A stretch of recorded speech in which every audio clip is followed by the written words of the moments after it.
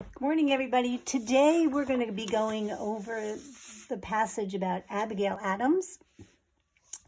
Let's see. Today I'm going to make sure that I read it over really quickly for you, and then we're going to work on filling in our graphic organizer about the main idea and details about Abigail Adams. We're going to write the main idea, definitely in a sentence, and then list some 3 details that support the main idea. So if you have yours, here we go. Abigail Adams from 1744 to 1888. Abigail Adams holds a special place in the history of the United States. She was the wife of John Adams, who was the second U.S. president, and she was the mother of John Quincy Adams, the 6th president. She was a remarkable woman who served her country well. Early life. Abigail was born in Weymouth, Massachusetts on November 11, 1744. She was educated at home by her grandmother. Abigail was very smart and was not afraid to tell people what she thought. Her father encouraged her to read everything in the library, and she did. Abigail read poetry, history, politics, anything she could get her hands on. In 1764, at the age of 20, she married a young lawyer named John Adams. They had 5 children. Her public years. Abigail and her husband were often apart. He was active in the American Revolution. He was also a member of the Second Continental Congress. And here this parentheses is going to tell us really quick what that is. The Continental Congress was the first government in the United States.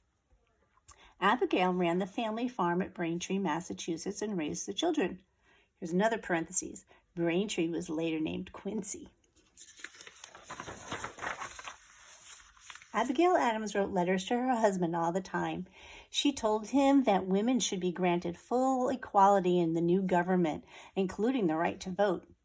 This did not happen, but her letters were among the earliest writings in America calling for equal rights for women. She also believed that slaves should be freed. In 1784, Abigail joined her husband John in Europe. She was the first American woman to be presented at the British court. In 1788, the couple returned to the United States.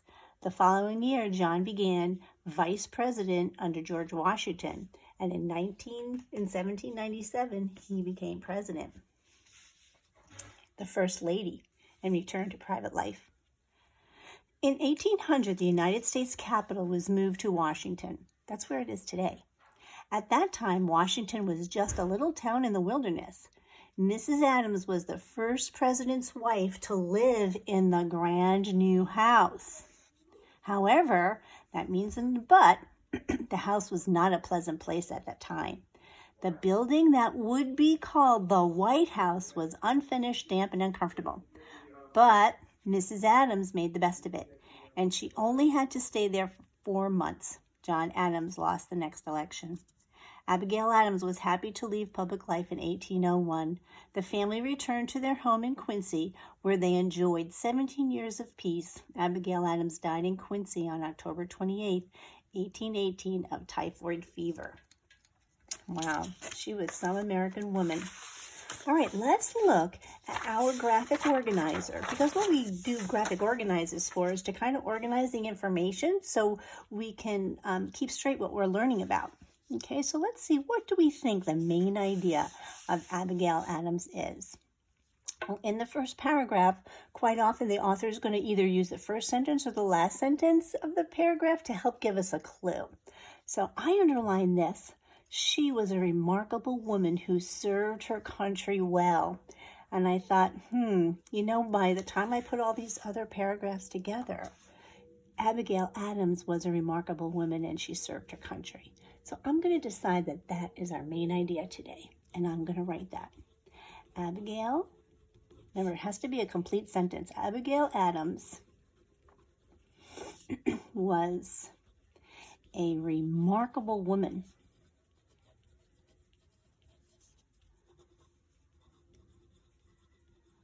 who served our country.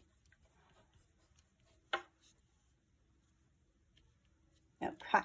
Now, everything we want to put for details is going to relate to the idea that she was a woman who served our country. So let's go see if we can find some places what Abigail Adams did to serve us. Okay. So first, in order to do that, she was educated at home. She was very smart and was not afraid to tell people what she thought. I'm wondering if that was something that helped her become the woman that she was to serve our country. Her father encouraged her to read everything in the library, and she did. She read all books about poetry, history, politics, anything she could get her hands on. That information definitely tells me that she was remarkable. So I'm going to say she was very what? Smart and read many books. Okay. Then in the next paragraph where it talks about her public years, right? She ran the farm, she raised her children while her husband worked.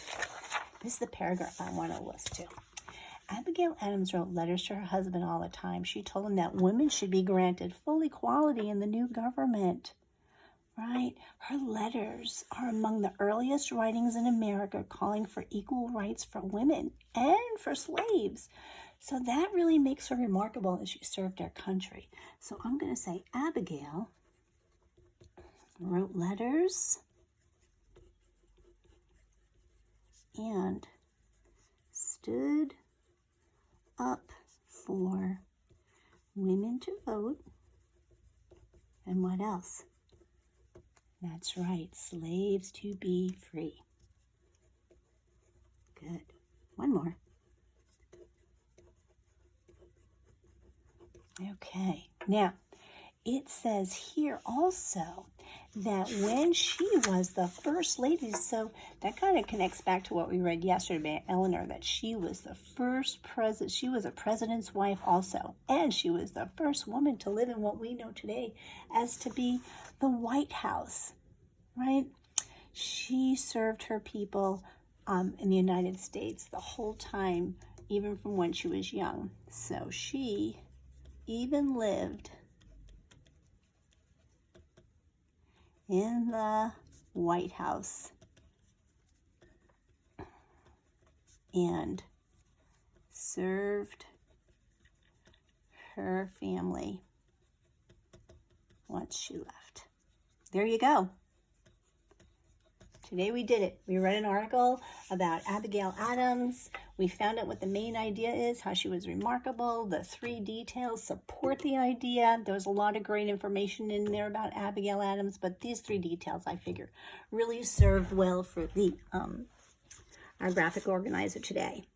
So that's it for today. Tomorrow, what we're going to do in a few minutes too, we're gonna look at what Abigail Adams and Eleanor Roosevelt, what was special about them, but also we're going to find out what similarities there were. So next time we get together, I want you to get out your Venn diagram and let's see if we can list some if you hadn't done that already. All right, guys, great job today.